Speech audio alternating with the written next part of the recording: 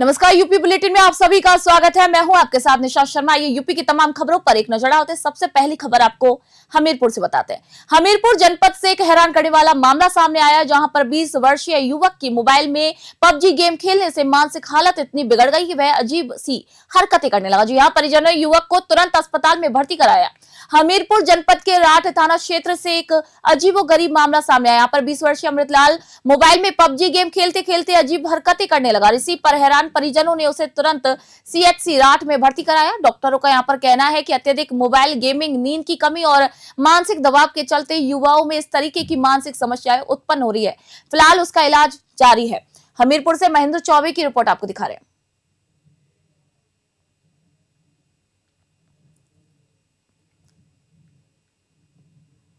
खबर कौशाम्बी से। चायल तहसील के मोहम्मदाबाद गांव में यमुना तट पर दशकों से लग रहे प्रसिद्ध खिचड़ी मेले का शुभारंभ पूर्व विधायक संजय कुमार गुप्ता ने पूरे उत्साह और गरिमा के साथ किया। इसी अवसर पर पूर्व विधायक संजय कुमार गुप्ता ने मेला कमेटी के पदाधिकारियों का यहां पर सम्मान किया और निषाद समाज की पारंपरिक जीविका पर हो रहे प्रहार को यहां पर प्रमुखता से उठाया। उन्होंने कहा कि निषाद बंधुओं के रोजगार की सुरक्षा के लिए सरकार को ठोस कदम उठाने होंगे। संजय कुमार गुप्ता ने मोहम्मदाबाद से प्रतापपुर तक स्वीकृत पक्के पुल का निर्माण अब तक न होने पर भी कड़ा रोष व्यक्त किया और इसे क्षेत्र की जनता के साथ अन्याय बताया। वहीं कार्यक्रम के समापन पर दौड़ प्रतियोगिता और नाव दौड़ के विजेताओं को यहां पर पुरस्कार देकर सम्मानित किया गया। इसी मौके पर ग्राम प्रधान हीरालाल, तेज बाली, हरिहरनाथ सिंह, लालचंद निषाद समेत सैकड़ों ग्रामीण मौजूद रहे। कौशाम्बी से महेंद्र चौबे की रिपोर्ट आप दिख रहे हैं।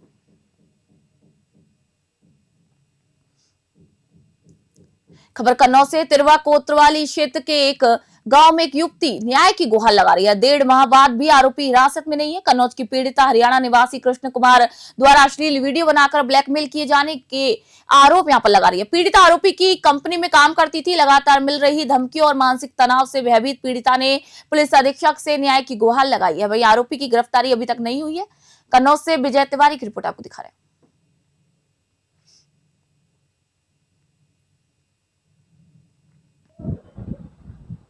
कहाँ आप आई हैं? सर, मैं आई हूँ पुलिस अधीक्षक जी के पास और मैं न्याय के लिए आई हूँ। मेरा शारीरिक शोषण हुआ है। मैं संगम सिटी में जॉब करती थी।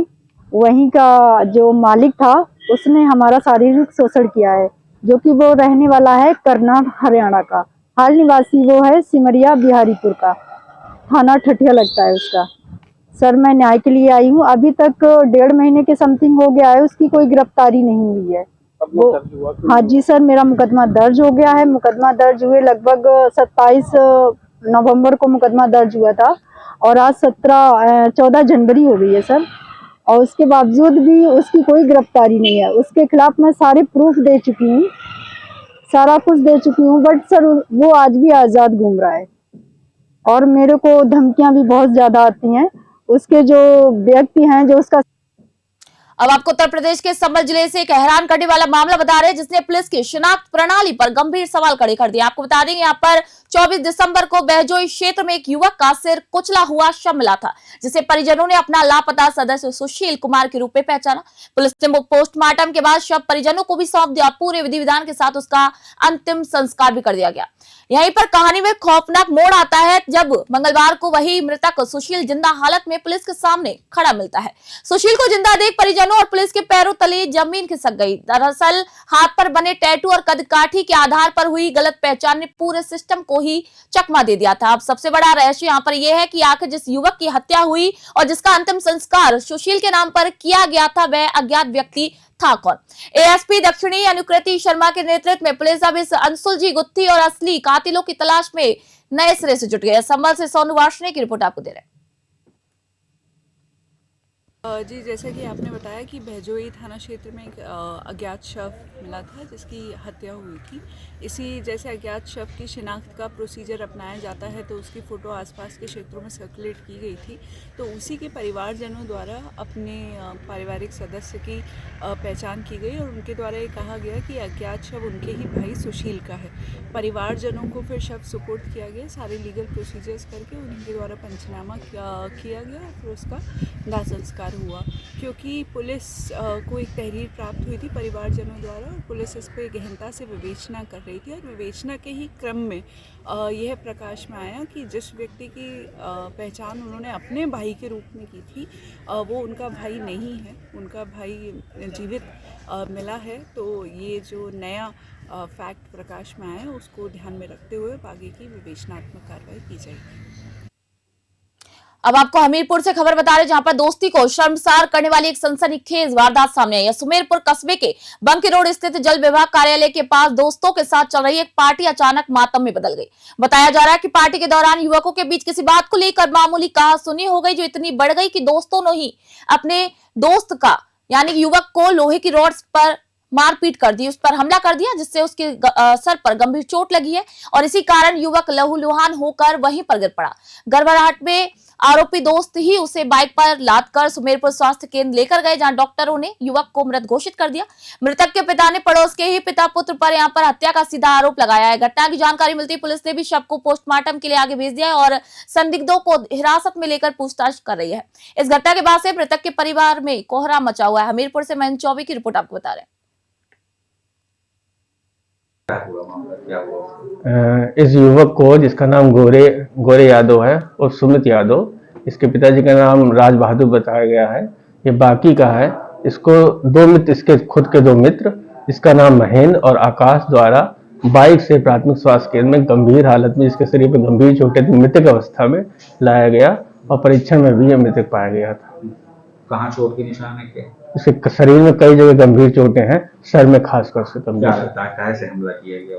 अब ये तो पोस्टमार्टम रिपोर्ट के बाद ही निष्कर्ष कर पाए। गोली मारी है, कोई हथियार नहीं है, ये तो हथियार वाले किसी हार्ड, मतलब ये हार्ड ऑब्जेक्ट से मारा गया होगा। लोहे के? हाँ, हार्ड ऑब्जेक्ट कुछ भी हो सकता है। मृतक अवस्था में लाया। खबर एटा से। उत्तर प्रदेश के एटा जिले में आज सुबह घने कोहरे और कम दृश्यता यानी कि लो विजिबिलिटी के कारण एक बड़ा सड़क हादसा सामने आया। कोतवाली देहात क्षेत्र के अंतर्गत रामपुर घनश्याम गांव के पास नेशनल हाईवे पर घने कोहरे की वजह से एक के बाद एक 7 से 8 वाहन आपस में टकरा गए। टक्कर इतनी जबरदस्त थी कि वाहनों के टकराने की आवाज सुनकर आसपास के ग्रामीण मौके पर दौड़ पड़े, जैसे कि वहां पर अफरा तफरी का माहौल बन गया। स्थानीय लोगों के मुताबिक इस श्रृंखला दुर्घटना में कई लोगों को चोटें आई हैं। सूचना मिलते ही स्थानीय पुलिस भी मौके पर पहुंची। वहीं पुलिस प्रशासन के मुताबिक सबसे राहत की बात यह रही कि इतनी भीषण भिड़ंत के बावजूद किसी भी प्रकार की कोई जनहानि नहीं हुई। पुलिस ने तत्काल क्रेन मंगवाकर क्षतिग्रस्त वाहनों को हाईवे से हटवाने का यहाँ पर काम शुरू किया और बाधित यातायात को सुचारू रूप से संचालित कराया। प्रशासन ने चालकों से अपील की है कि घने कोहरे में वाहनों की गति धीमी रखें और फॉग लाइट का अनिवार्य रूप से प्रयोग करें। एटा से राज अली की रिपोर्ट देख रहे हैं।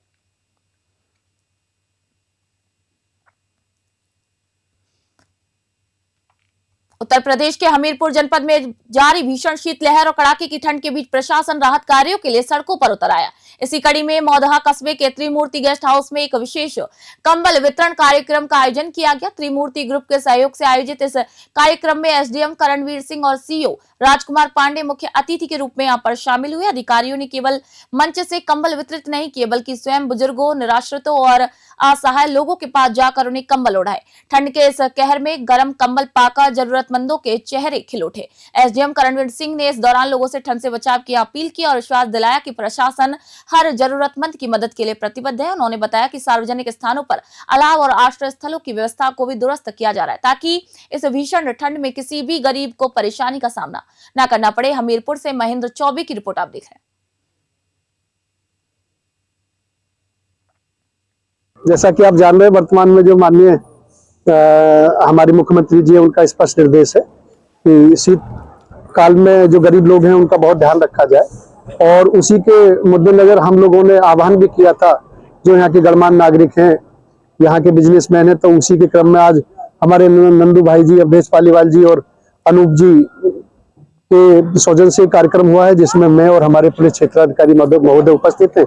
और हमारा पूरा प्रयास ये रहेगा कि कोई भी ठंड से ऐसी घटना ना हो या कोई भी ऐसा पीड़ित व्यक्ति ना हो कि जिसे कोई कष्ट उठाना पड़े। तो उसी के मद्देनजर आज ये कार्यक्रम था और हम लोगों ने और सभी जो हमारे साथ गणमान्य नागरिक खड़े हैं, तो कंबल वितरण किया गया है और आगे भी ये कार्यक्रम जारी रहेगी। ठंड से बचाव के लिए क्या देखेंगे? उसमें हमारा जो तंत्र है उसमें सभी को स्पष्ट निर्देश दिए गए हैं कि सुबह शाम अलाव जलवाए जाए और जो हमारी सरकारी सहायता है उसके क्रम में कंबल वगैरह का वितरण किया जाना है। खबर कन्नौज से। मकर संक्रांति के पावन अवसर पर आज कन्नौज के सुप्रसिद्ध मेहंदी घाट पर श्रद्धालुओं का जन सैलाब उमड़ पड़ा।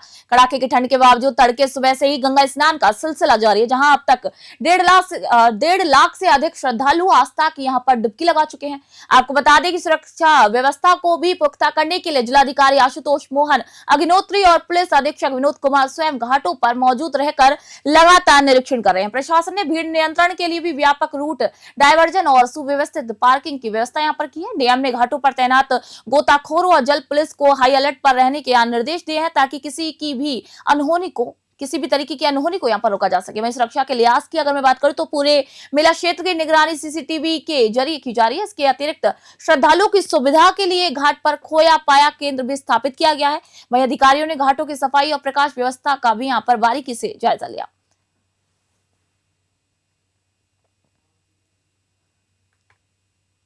अलीगढ़ जनपद के लोधा और गोंडा क्षेत्र में इन दिनों अवैध खनन माफियाओं का खुला बोलबाला देखने को मिल रहा है। लोधा थाना क्षेत्र के नगला भगत और आसपास के इलाकों में रात के अंधेरे में जेसीबी और डंपर धड़ल्ले से मिट्टी की खुदाई कर रहे हैं। स्थानीय ग्रामीणों का गंभीर आरोप है कि इस पूरे खेल में क्षेत्रीय पुलिस, कुछ थाना प्रभारी और तहसील के अधिकारियों की मौन सहमति शामिल है। सूत्रों के मुताबिक जिलाधिकारी द्वारा दी गई सीमित अनुमति की आड़ में तय मानक से कई गुना अधिक खुदाई की जा रही है।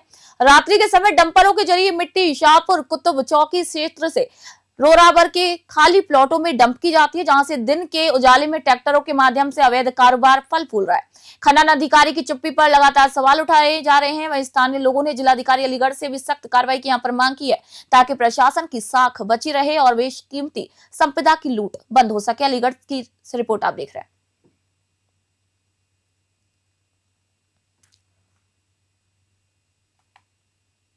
महोबा जनपद के चरखारी स्थित राजकीय स्नातकोत्तर महाविद्यालय से अनुशासन को शर्मसार करने वाली एक चौंकाने वाली तस्वीर सामने आई, जहां पर छात्र शिक्षा ग्रहण करने आते हैं, वही क्लासरूम आज रण क्षेत्र में तब्दील हो गया। जानकारी के मुताबिक छात्रों के दो गुटों के बीच मामूली असाइनमेंट जमा करने को लेकर विवाद शुरू हुआ। देखते देखते इस कहासुनी ने उग्र रूप ले लिया और छात्र एक दूसरे पर भेड़ियों की तरह टूट पड़े। सोशल मीडिया पर वायरल हो रहे वीडियो में साफ तौर से देखा जा सकता है कि किस तरीके से छात्र मर्यादाएं भूलकर एक दूसरे पर लात घूंसे और थप्पड़ बरसा रहे। क्लासरूम के अंदर हुई इस मारपीट के दौरान वहां मौजूद अन्य छात्र मूक दर्शक बने रहे और कुछ ने अपने मोबाइल से वीडियो को कैद किया। महाविद्यालय परिसर में इस तरह की घटना ने कॉलेज प्रशासन की सुरक्षा व्यवस्था, अनुशासन पर कई बड़े सवाल खड़े कर दिए। फिलहाल वायरल वीडियो के आधार पर कॉलेज प्रशासन और पुलिस जांच की तैयारी में जुटी हुई है।